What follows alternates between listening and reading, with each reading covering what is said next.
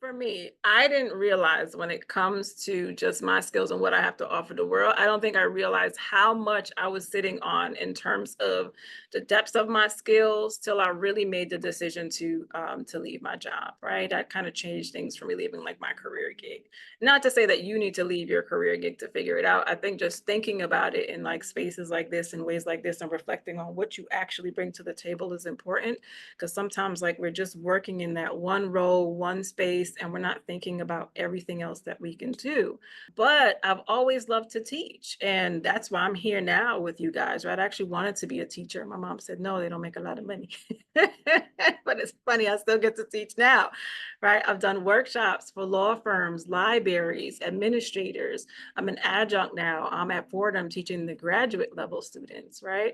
Um, there was things that I did professionally that I didn't necessarily like to do. Like I hated doing documentation, but I spent so much time reviewing charts in my role that I wrote a whole book on documentation, right? And I get a check every month from Amazon KDP for it now, right? So I didn't realize that there was so much that I had and it could be used in all these different capacities. I think stepping out probably forced me to use it because it's like, okay, girl, like you are the job now, right? If you don't work, it's a problem. Um, but I think it's really important to look at what you bring to the table and start to think about kind of widen your scope of how else can I use it, right? One of my skill sets, I didn't realize that it's bringing people together, and I know how to do that, right? I now facilitate retreats because of that skill, and specifically for minority women in business. All right, I took my clinical skills and I opened up a group practice.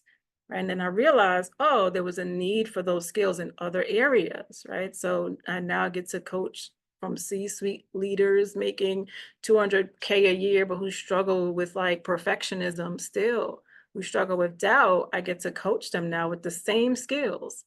Right. It's just taught in a different capacity. Right. I coach women of color in business because I know it's not easy to switch from this role of like employee to doing something else. I know the doubt is there. I know the fear is there, and the same skills that I get to support clients with in one way, it's transferable, and I can do that too as a coach and in all these different creative ways. Right? I've learned to market and teach that. I'm visible myself.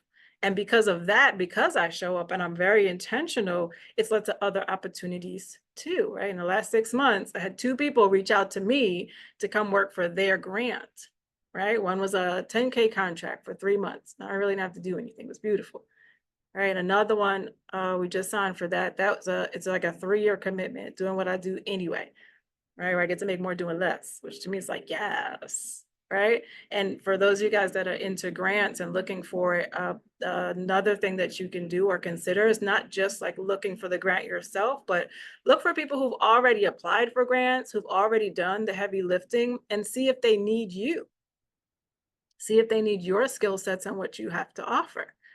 Right, if they've already done all of that, maybe they need you to come run some groups. Maybe they need you to facilitate some trainings, whether it's for their staff or whether it's for the consumers of the grant too.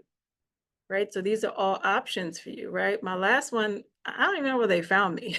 She was just like, this is what we're looking for. Is this what you do? Yeah. Can you send me the information? No problem. And I think I was going on vacation, but I was like, do, do, do, do, do, do, do. Here you go. And she disappeared for a while, and now we have a call, I think it's, next week to figure out the logistics and details, right? So there's so many things out there. And I think for some people, because I do a lot, right, it can sound like a lot, and I think if your mindset is limited, it'll sound like a lot. But my mindset is one of abundance and ease, right? All my assignments flow for me, where it never feels like work. Unless I'm like launching things and it's like, okay, I'm busy, but I'm busy for a little while. Are you inspired yet? I got more, but are you inspired yet? There's so many ways that you can show up.